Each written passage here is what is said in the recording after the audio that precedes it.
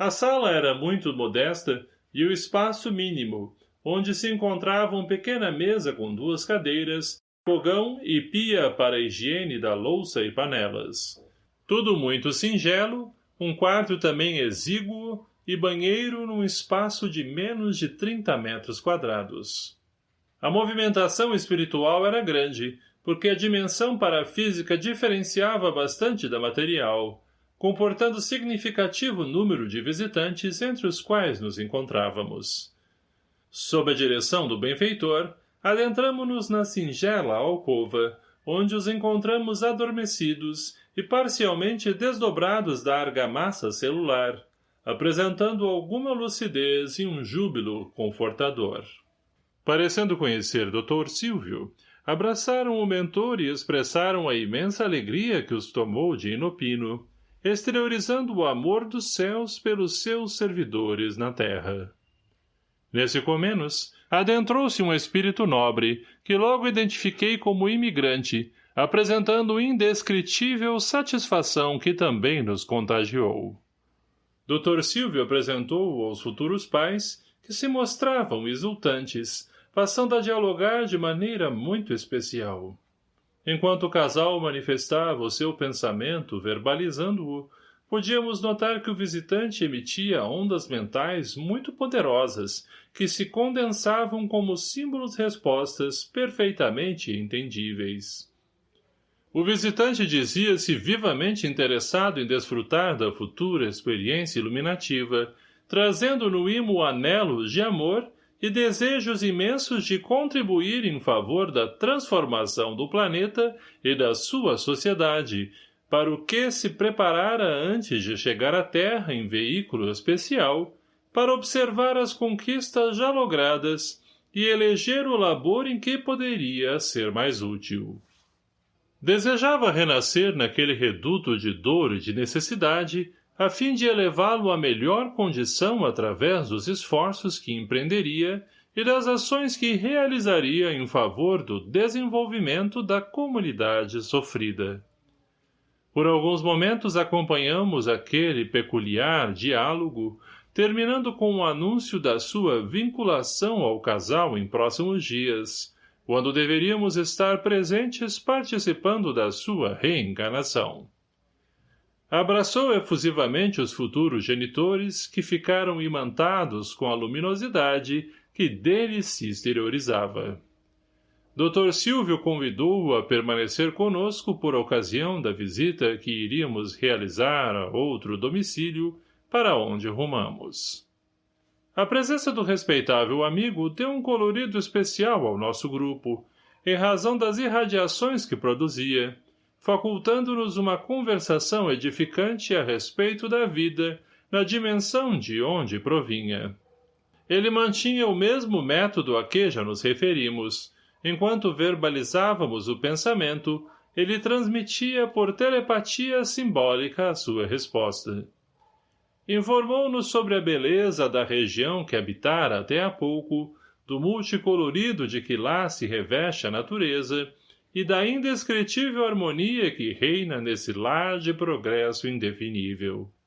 Referiu-se à ausência do sofrimento, conforme o entendemos, dos processos de fraternidade, de convivência em auxílio mútuo, de júbilos e de gratidão ao Supremo Criador do Universo, reverenciado em espírito e verdade, das formosas conquistas da inteligência aliadas às dos sentimentos. O seu pensamento exteriorizado produzia uma vibração musical que também absorvíamos, adornando com sons delicados as imagens que podíamos captar. Por sua vez, interrogou-nos a respeito das paisagens de sombra e angústia que notara na terra, das densas ondas de infelicidade e de revolta que lhe produziam choques vibratórios, assim como do horror da violência, das buscas desenfreadas pelas paixões dissolventes e destrutivas, que caracterizam, por enquanto, o nosso mundo de provas e de expiações. Sem nenhuma expressão de censura, analisou o primarismo ainda existente em nosso planeta, onde os horrores da guerra ceifam milhões de vidas com periodicidade, assim como a ocorrência das contínuas vagas de terrorismo de toda espécie, dos fenômenos sísmicos que abalam a estrutura geológica da Terra, dos sofrimentos superlativos.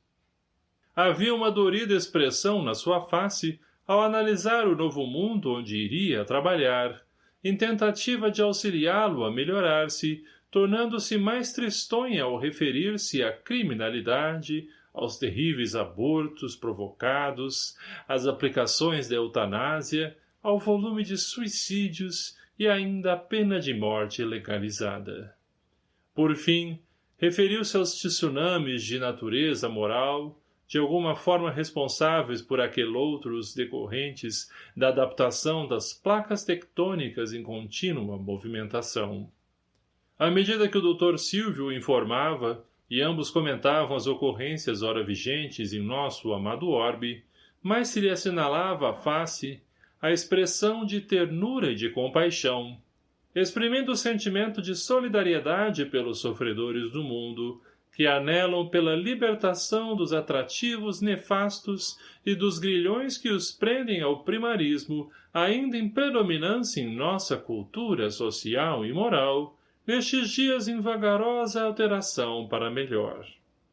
Evitando que o momento se transformasse em melancolia e aflição, habilmente o mentor pôs-se a narrar as expectativas do trabalho em pauta, assim como a felicidade de poder se ajudar, de construir-se o bem onde se encontram os escombros remanescentes do mal. De imediato, todos nos refizemos, e o doce encantamento decorrente da presença do convidado voltou a entusiasmar-nos. Neste interim, alcançamos um apartamento no centro da cidade, em um edifício de classe média, e adentramo-nos.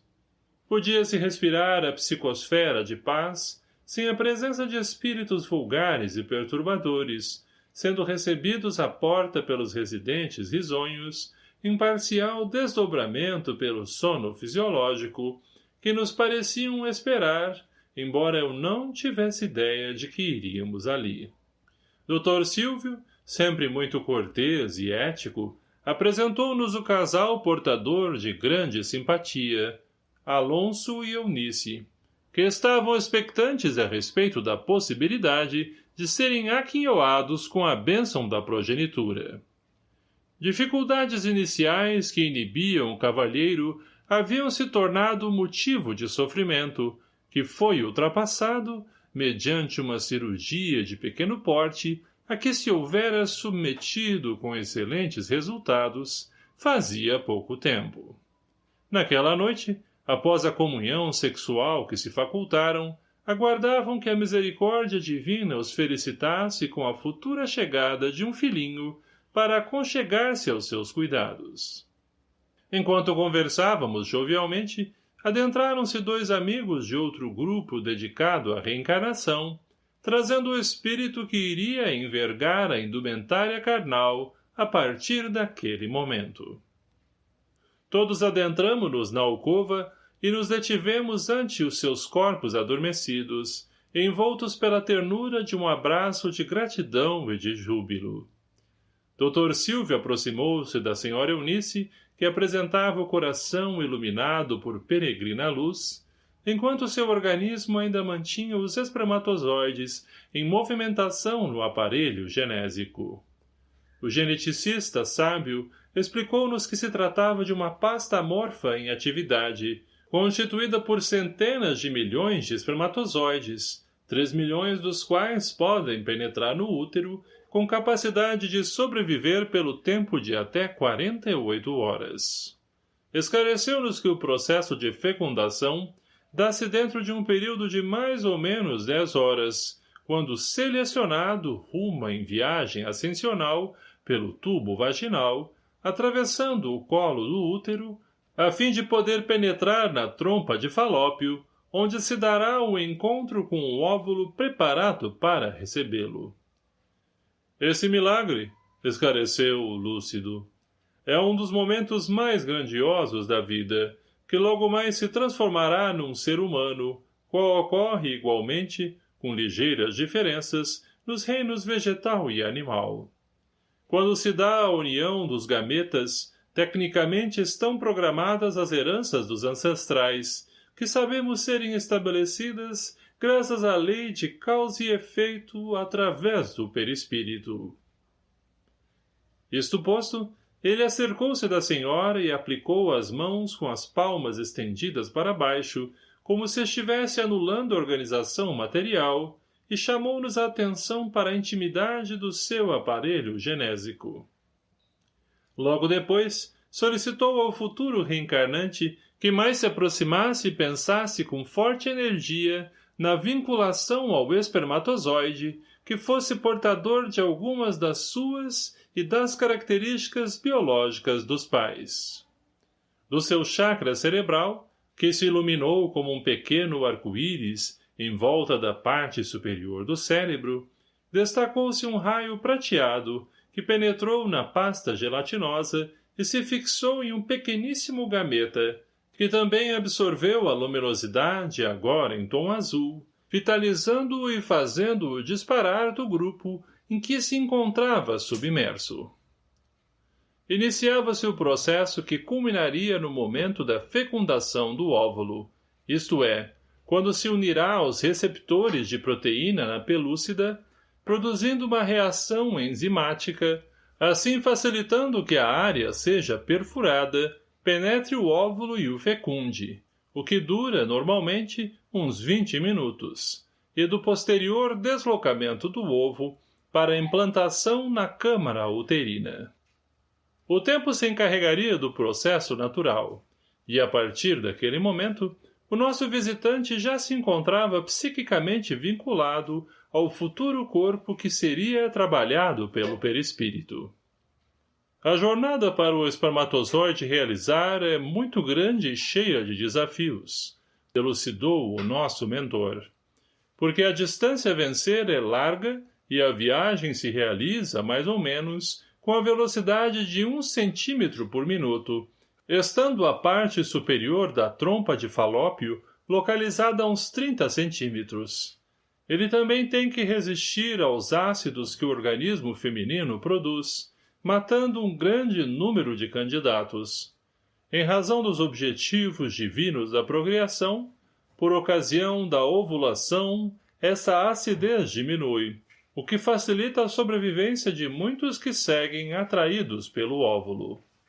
Observamos que, ao dar-se a vinculação do psiquismo do amigo espiritual com o espermatozoide, ele experimentou uma espécie de choque, empalidecendo levemente e parecendo sofrer rápido aturdimento, logo superadas essas emoções e sensações.